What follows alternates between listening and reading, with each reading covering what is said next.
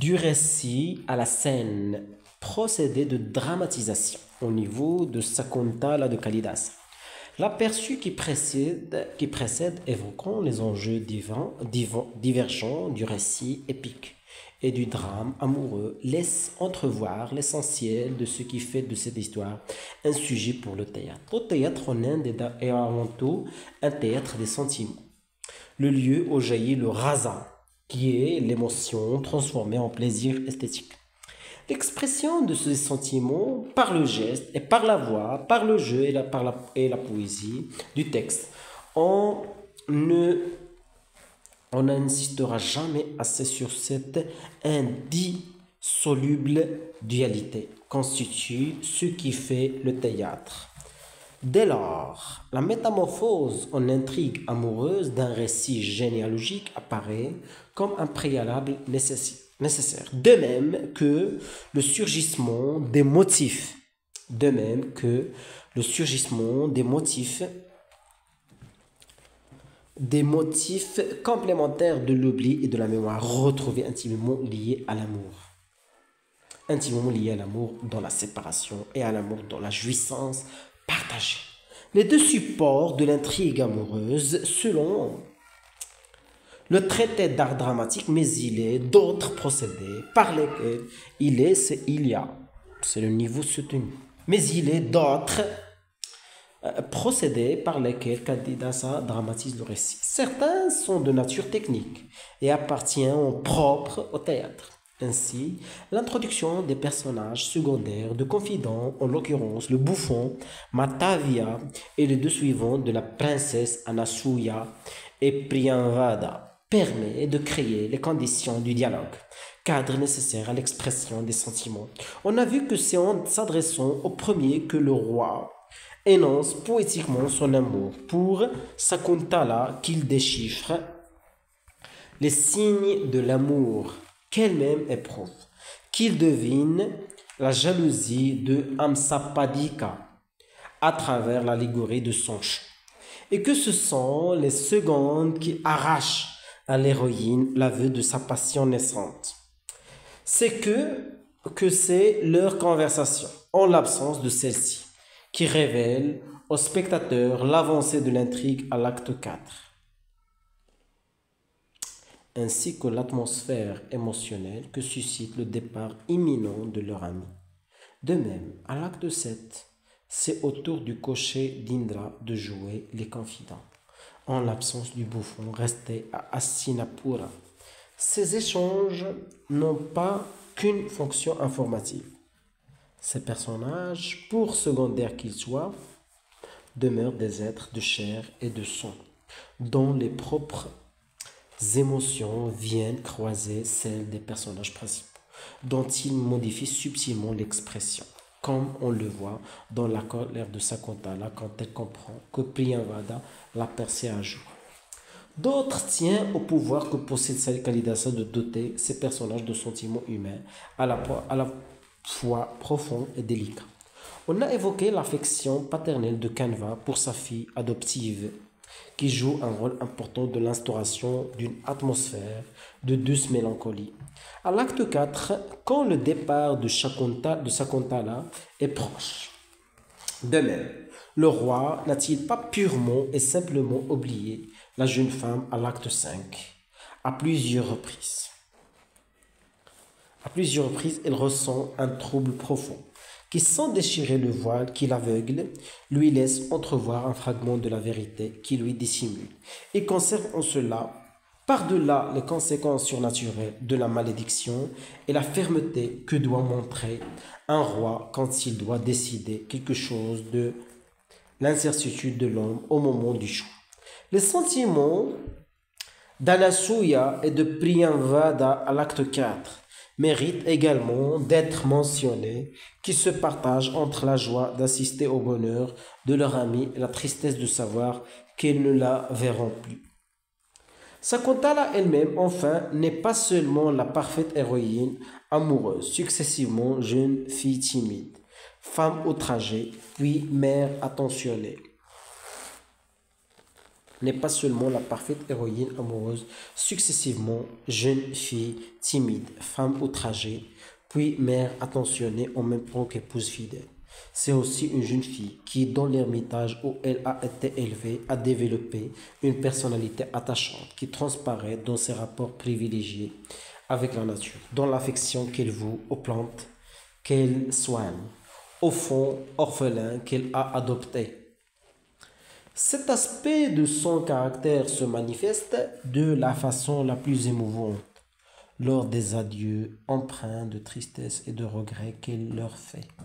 À l'acte 4, au moment de quitter définitivement l'ermitage, le climat de nostalgie qui s'installe alors vient renforcer la prémonition de l'oubli et de l'abandon. Donc, la dimension pathétique de la pièce associée au motif de la séparation amoureuse.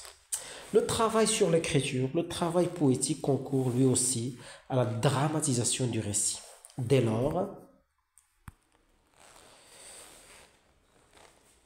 associé au motif de la séparation amoureuse. Le travail sur l'écriture, le travail poétique concourt lui aussi à la dramatisation du récit, dès lors qu'on l'envisage dans sa dimension spectaculaire, c'est-à-dire comme destiné à être incarné par le geste. On peut prendre l'exemple du début de l'acte 1, où une scène assez brève évoque la chasse effrénée à laquelle se livre le roi, avant d'y mettre fin quand il apprend que sa proie est une gazelle appartenant à l'ermitage de Canva. Le roi, avant d'y mettre fin, quand il apprend que sa proie est une gazelle appartenant à l'ermitage de Canva. Kalidasa y relève une sorte de défi poétique consistant à décrire le mouvement et la vitesse. En premier lieu, l'évocation de cette traque qui dans l'épopée occupe un chapitre entier, ne prend dans la scène que 4 strophes. Attendez, je vais vers le contenu de traque.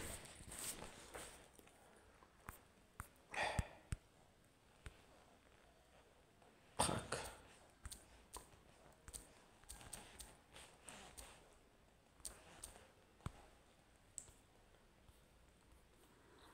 Action de traque.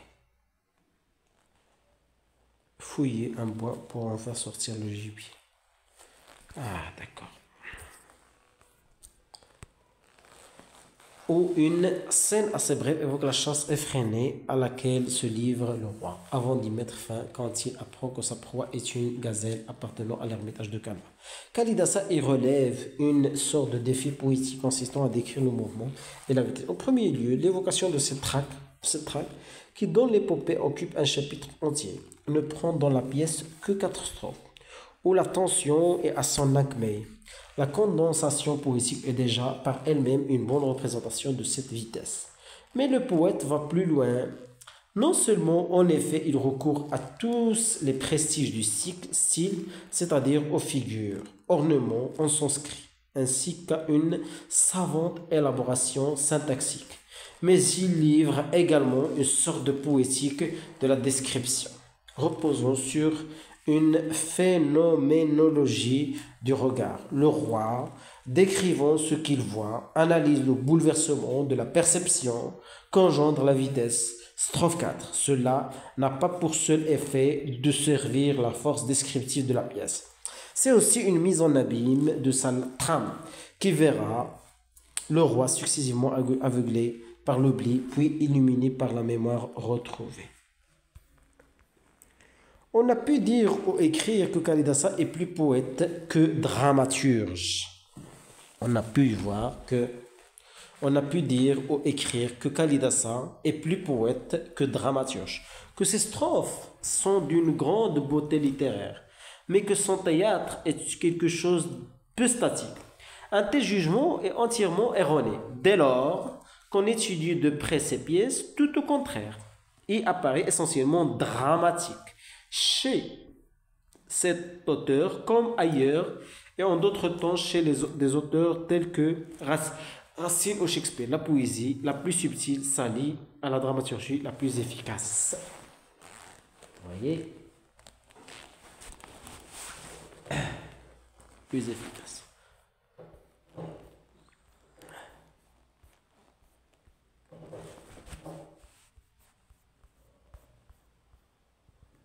Réception de Sakuntala en France et en Europe. Réception de Sakuntala en France et en Europe.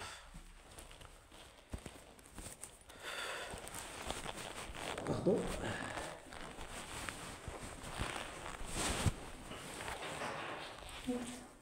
Réception de Sakuntala en France et en Europe.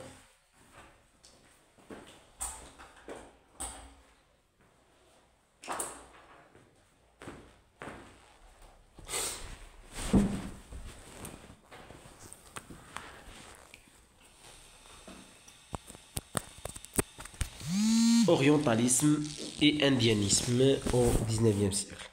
Le contexte intellectuel au tournant des XVIIIe siècle et du XIXe siècle. Lorsqu'en 1789, William Jones publie la première traduction de Sakuntala dans une langue européenne, en l'occurrence l'anglais. C'est une onde de choc dans toute l'Europe. Outre qu'elle est à peu près la première œuvre sanscrite ainsi mise à la disposition de lectorat européen, l'œuvre en elle-même considérée par les lettrés indiens comme le sommet absolu du théâtre et de la poésie. À part son intrigue, ses personnages et l'ensemble de ses qualités littéraires, de quoi fasciner une Europe aux pointes de le romantisme. Il ne surgit pourtant pas comme un éclair dans les ténèbres. L'Inde n'est plus depuis longtemps déjà une terra incognita. Depuis la Renaissance, en effet, des Européens marchands, conquérants et savants explorent le subcontinent, créent comptoirs et colonies, nouent des alliances, s'immiscent dans les affaires des royaumes indiens. On pille les richesses, on découvre aussi la culture et on apprend les langues. Au XVIIIe siècle, ce mouvement s'accélère quand les Britanniques, victorieux à Plassey en 1557, posent les fondements de ce qui sera l'Empire des Indes, alors même que la France a renoncé à ses ambitions coloniales dans cette région de l'Asie, ne conserve que 5 comptoirs. Ce n'est pas un hasard si ce sont des savants anglais qui révèlent les premiers monuments de la littérature sanscrite à l'Europe ébahie. La colonisation britannique, qui offre aux intellectuels des opportunités de débouchés professionnels dans l'administration de l'Empire, s'accompagne d'une entreprise d'exploration historique et culturelle. D'autres que les Anglais, pourtant, avaient au cours des siècles précédents posé les fondements de cette discipline, qu'allait devenir l'indianisme. Dès le XVIe siècle, des Européens, Italiens, Hollandais, etc., que leur séjour sur place a mené à apprendre le persan et d'autres langues parlées en Inde, avaient remarqué les similitudes frappantes avec les langues de l'Europe. Ainsi, pour les plus cultivés d'entre eux, qu'avec le latin et le grec ancien, naît ainsi un mouvement intellectuel qui se fixe pour objectif d'expliquer ce phénomène qui, dans le domaine linguistique et historique, fait figure de révolution copernicienne. Voilà en effet qu'avec des hommes vivant aux confins du monde, dans le contexte d'une altérité radicale tant culturelle que religieuse, les Européens se découvrent des affinités a priori impensables dans un surgissement paradoxal du même au sein de l'autre le plus absolu. L'intérêt pour les langues se conjugue ensuite avec l'intérêt pour la culture, la religion, la philosophie. Le XVIIIe siècle joue un rôle essentiel dans la découverte parce qu'on commence alors à collecter des textes et parfois à les traduire. On peut évoquer la figure majeure d'Anti Duprat qui publie en 1771 sa traduction de Zend Avesta, dont il a retrouvé Texaco-Cochin dans les archives de la communauté parsie. Adepte d'une forme évoluée du zoroastrisme. Il s'agit d'un texte iranien, le plus ancien qui soit connu, rédigé dans une forme archaïque de la langue iranienne, reflétant une religion, elle aussi archaïque, et qui a disparu de l'Iran contemporain. En ce qui concerne les textes sanscrits, ce sont les jésuites qui jouent le rôle capital. parti en Inde pour tenter de convertir les populations au christianisme, avec succès parfois, surtout dans la partie méridionale de la péninsule. Ils apprennent le sanskrit auprès de leurs confrères et rivaux brahman, posent les jalons de son étude et surtout rapportent une foison de textes jusqu'à leur expulsion de France en 1764 et constitue et alimente le fonds indien de la Bibliothèque royale, la future Bibliothèque nationale de France, faisant de celle-ci une ressource indispensable pour les pionniers de l'indianisme au début du 19e siècle. Frédéric Schlegel, puis Franz Bopp, parmi de nombreux autres, viendront apprendre le sanskrit à Paris auprès d'Antoine Léonard Jézy, responsable de ce fonds, qui obtiendra en 1815 la chaire du sanskrit du Collège royal, créé à son intention. Le 19e siècle sera le siècle de l'indianisme, caractérisé par la conjonction des progrès de la philologie sanskrit, qui favorise l'édition et la traduction d'un nombre considérable de textes, et de l'intérêt constant du public cultivé pour l'héritage littéraire et philosophique de l'Inde ancienne. Pour ses œuvres et la pensée qu'il s'y exprime, on assiste au début à ce siècle à une explosion. L'Europe découvre alors avec émerveillement, dans les premières traductions qui se multiplient dans toutes les langues européennes, à un rythme soutenu, un univers nouveau, d'une richesse comparable à celle de l'Antiquité gréco-latine, avec ce surcroît de fascination que procure la conscience des liens qui l'unissent au monde classique par la parenté des langues et pense-t-on celle des idées.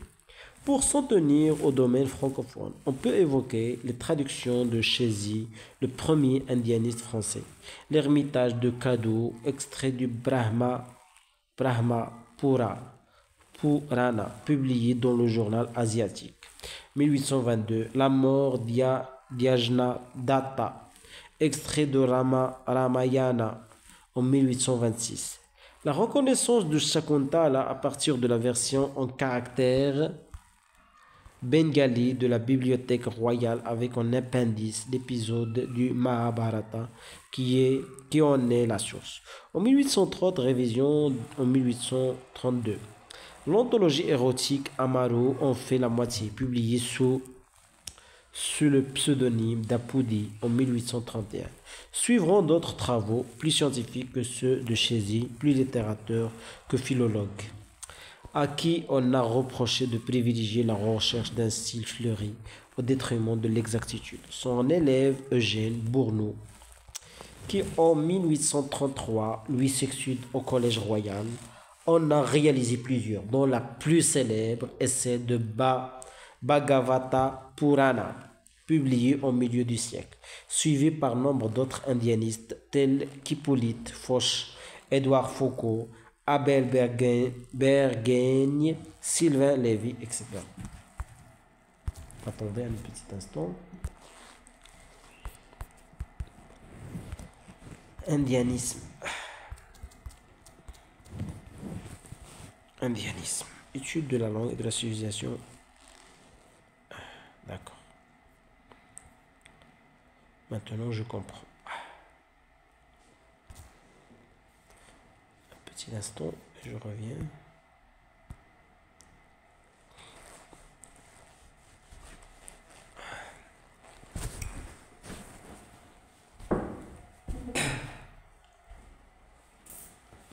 Indianisme.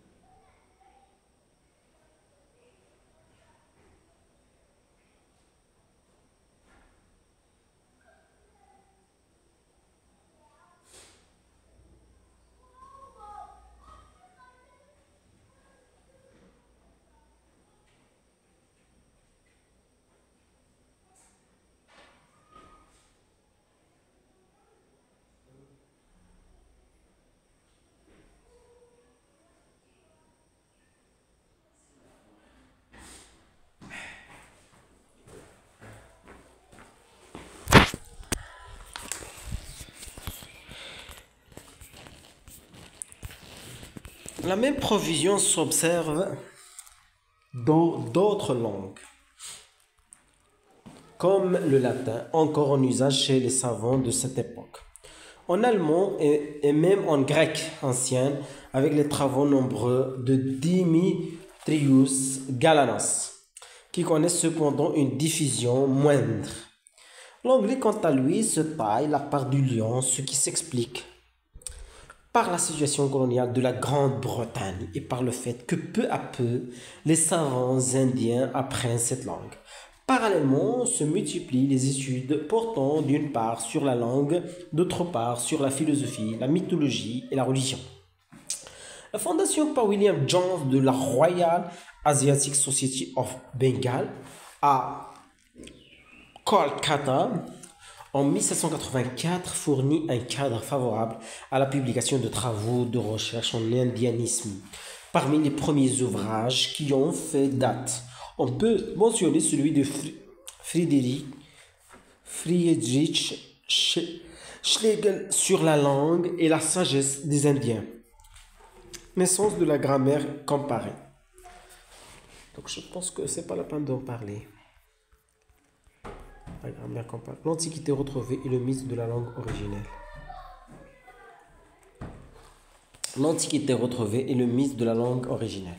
Une des saisons qui explique la fascination particulière qu'exerce l'Inde dans le cadre général de l'orientalisme qui marque tout le 19e siècle ainsi que le début du 20e siècle, en particulier dans le domaine esthétique, et probablement qu'elle n'est pas un Orient comme les autres. C'est d'abord un Orient éloigné, situé au-delà des régions, certes orientales, mais qui sont encore plus ou moins limitrophes.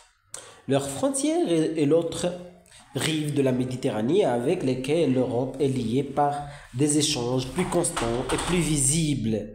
Mais il n'est pas seulement lointain. La Chine l'est au moins autant. Il tend aussi à l'Europe un miroir où elle croit découvrir sa propre image. L'Inde est un Orient qui, par la parenté linguistique, ramène la conscience européenne à elle-même. Le plus éloigné se révèle en définitive le plus proche, situation qui se prête au sentiment d'un retour du refoulé. Ce sentiment englobe dans une même illusion la langue sanscrite et la culture dont elle est l'expression. Le sanskrit est promu langue, même mère de la famille indo-européenne, celle par conséquent d'où dérive le grec, alors même que les philologues commence à reconstruire son histoire linguistique démontre que cette langue mère est beaucoup plus ancienne et appartient à la préhistoire. Et par voie de conséquence, la civilisation de l'Inde ancienne est également à l'origine de la civilisation grecque, donc de la nôtre. En effet, dans le discours des écrivains indianistes au nom qui évoquent l'Inde ancienne, on trouve un certain nombre de traits récurrents. Tout d'abord, comme prélude à cette remontée dans le temps, une référence constante à l'Antiquité classique, grecque en particulier, plus ancienne que l'Antiquité latine, dont elle a été, selon la conception traditionnelle, la source d'inspiration. Cette référence s'explique d'abord, cela va de soi, par l'érudition classique des auteurs et des lecteurs auxquels il s'adresse. L'Inde ancienne est alors perçue comme une sorte de troisième antiquité, qui vient s'ajouter désormais à la culture classique qu'elle enrichit. Cependant, les liens qui unissent l'Inde à l'Antiquité classique, incarnés par la parenté linguistique, cependant, les liens qui unissent l'Inde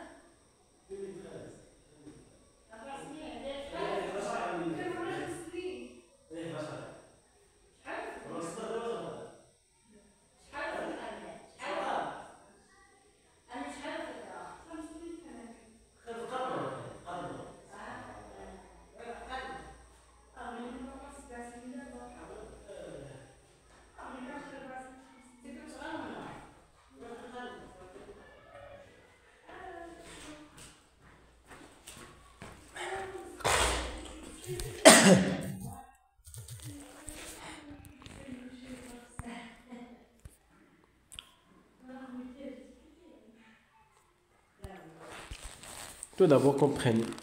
Troisième antiquité, qui vient s'ajouter désormais à la culture classique enrichie. Cependant, les liens qui unissent l'Inde à l'Antiquité classique, incarnés par la parenté linguistique, font l'objet d'une survalorisation systématique.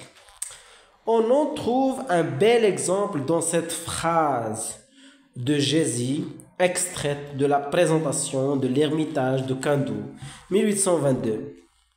Les muses grecques veulent aujourd'hui faire leurs honneurs à leurs sœurs des bords du Gange et suspendre un moment les doux accords de la lyre pour faire place aux accents un peu légers, peut-être, du luth indien. On pourrait multiplier les citations de ce type chez cet auteur et chez d'autres. La référence à l'Antiquité se double très souvent d'une revendication de supériorité de l'Inde ancienne sur la Grèce, supériorité linguistique puisque le sanskrit est considéré comme plus pur que le grec, et supériorité culturelle, esthétique, voire morale. Il semble que l'idée sous-jacente soit que l'Inde l'emporte sur la Grèce comme celle-ci l'emporte sur Rome, dans une sorte d'anabase orientale qui se double, comme on va le voir, d'une remontée dans le temps. Dans sa préface à un curieux opuscule dans lequel il étudie un maître de la prosodie sanskrite, la théorie du sloka 1827, Jésus déploie une rhétorique de la surenchère visant à affirmer à la fois la proximité et la supériorité. La prosodie sert ici de métonymie de l'Inde sur le modèle grec. Dans une lettre à l'abbé, je passe. La supériorité indienne s'exerce aussi dans le domaine temporel. Elle en va de pair avec son extrême antiquité, car l'Inde est plus ancienne que la Grèce, conçue alors comme le berceau de la civilisation européenne, et donc les Grecs de qui l'Europe a tout appris, ont eux-mêmes tout appris des Indiens, aussi bien leur langue que leurs idées, philosophiques ou religieuses. L'Inde est le véritable berceau de la civilisation. Le sanskrit est la véritable langue originelle où toutes les autres dérivent. Elle n'est que de donner, là encore, la parole à Jésus, cette fois dans sa préface à la réédition de 1832, de sa traduction de Sakuntala où il rapporte les paroles d'un professeur de belles-lettres qui tente de le convaincre de se lancer dans l'étude de l'œuvre. À cette ancienneté illusoire au regard de la chronologie, qui n'était pas encore bien établie à cette époque, est associée l'idée de fraîcheur et de pureté originelle, car ce monde plus ancien est aussi, selon une apparente logique, plus archaïque au sens noble du terme, plus proche d'un état initial, désirable encore, inaltéré par le passage du temps. Et comme l'Inde et sa langue l'emportent sur les autres civilisations et les autres langues par leur ancienneté et leur caractère originel, elles sont aussi porteuses de la vérité. Une vérité perdue au fil des transformations successives qui voilent aux yeux des Européens de leur être véritable. Ils n'en font pas davantage pour faire de la découverte et de l'étude de l'Inde l'instrument d'une révélation de nature quasiment mystique. L'évocation adopte fréquemment une tonalité religieuse. La conclusion programmatique du discours de réception de l'indianiste Eugène Burnouf au collège royal est de ce point de vue assez éloquent parce qu'en bon savant, il ne se départit pas de son esprit critique et qu'il se garde bien dans le reste du texte d'affirmer le caractère originel du sanskrit ou de la culture indienne. Les termes qu'il emploie et l'atmosphère presque mystique qu'il donne aux deux phrases qui encadrent celles qui énoncent le véritable projet scientifique, incontestables quant à lui, ne sont que plus significatifs.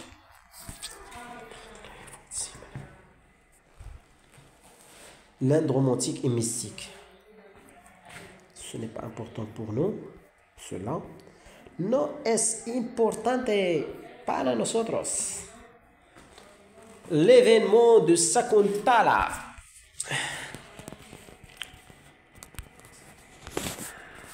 35 minutes, wow, de la lecture. C'est intéressant.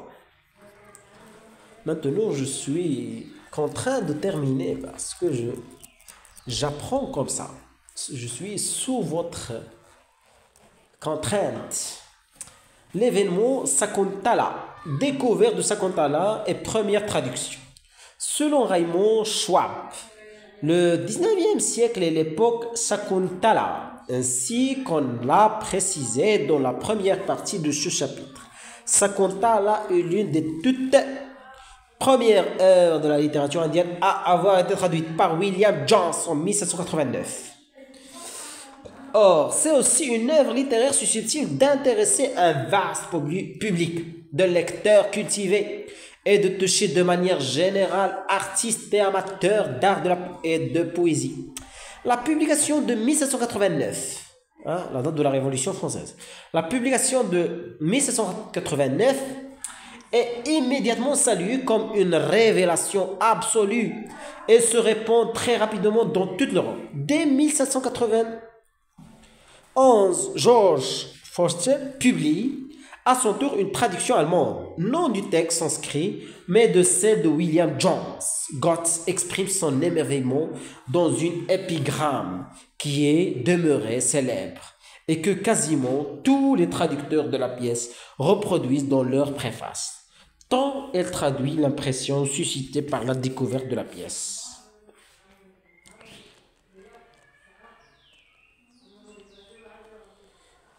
Voulais-je aux fleurs du printemps, aux fruits de l'année qui s'attardent, voulais-je à ceux qui excitent et chantent, enchantent, voulais-je à ceux qui rassasient et nourrissent, voulais-je au ciel et à la terre donner un nom, je te donne, Sakuntala et tout est dit.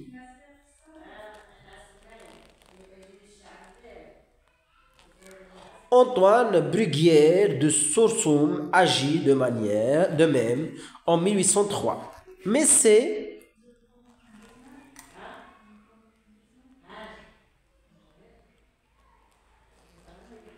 en français qu'il retraduit le texte de William Jones, auquel il adjoint des notes sur le système de mythologie des Indiens.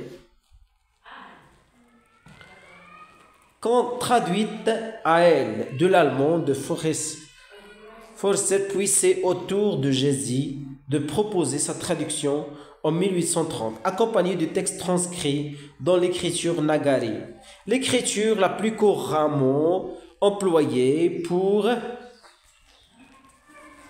du texte transcrit dans l'écriture Nagari, l'écriture la plus couramment employée pour éditer des textes sanscrits, à partir du manuscrit en caractère bengalais, conservé à la Bibliothèque royale et enrichi d'une traduction de l'épisode de Sakuntala dans Mahabharata.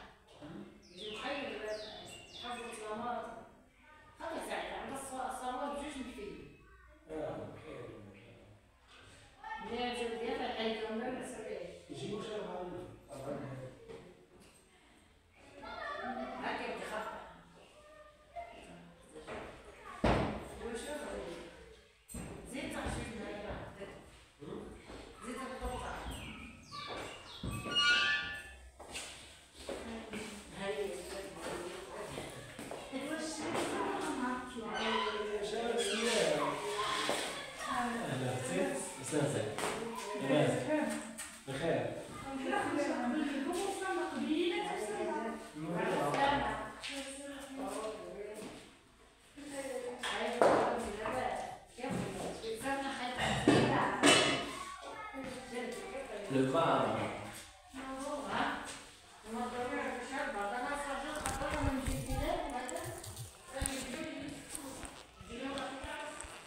Ce n'est pas important ça. À la scène du théâtre à l'opéra.